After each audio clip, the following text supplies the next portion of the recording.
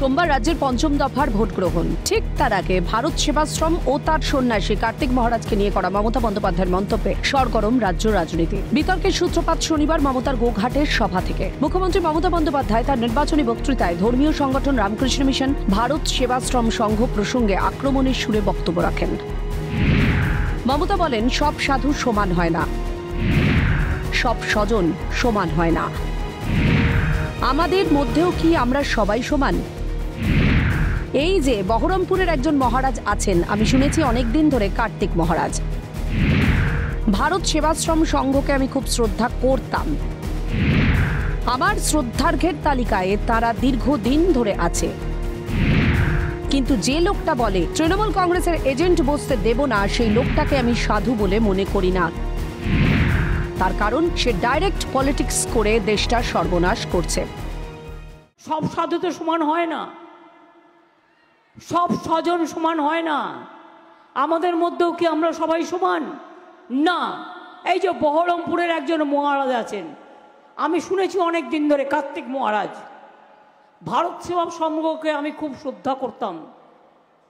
আমার শ্রদ্ধার্ঘের একটা তালিকায় তারা অনেক দিন ধরে আছে। কিন্তু যে লোকটা বলে আমি তৃণমূল কংগ্রেসকে এজেন্ট বসতে দেবো না, সে লোকটাকে আমি সাধু বলে মনে করি না। তার কারণ তিনি ডাইরেক্ট পলিটিক্স করে দেশটার সর্বনাশ করছেন। তবে মমতার এই বক্তব্যের পাল্টা চ্যালেঞ্জ ছুড়ে দিয়েছেন কার্তিক মহারাজ। তিনি জানিয়েছেন তিনি এই ধরনের কথা বলেননি।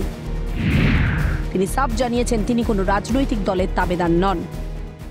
50 বছর যাবৎ সঙ্গে রয়েছে, কোনো জায়গায় আমি এই ধরনের কথা বলিনি। কার্তিক মহারাজ কোনো রাজনৈতিক দলের তাবেদার নয়, কিন্তু কার্তিক মহারাজ নিজে, আমি হিন্দু সন্ন্যাসী।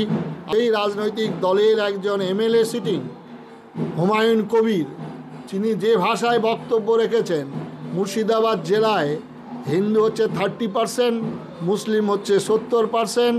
তিনি 2 ঘন্টার মধ্যে 30% হিন্দুকে গঙ্গায় ভাসিয়ে দিতে পারেন। যিনি এই কথা বলেন তাকে যিনি সংযত করেন না। কিন্তু আমরা যে কথা উনি বলছেন, ওনাকে চ্যালেঞ্জ যে আমি যদি কোনো জায়গায় বলে থাকি তাহলে আমার যা শাস্তি আমাদের সংঘ, সন্ন্যাসী, প্রশাসন যা দেবেন মাথা পেতে নেব।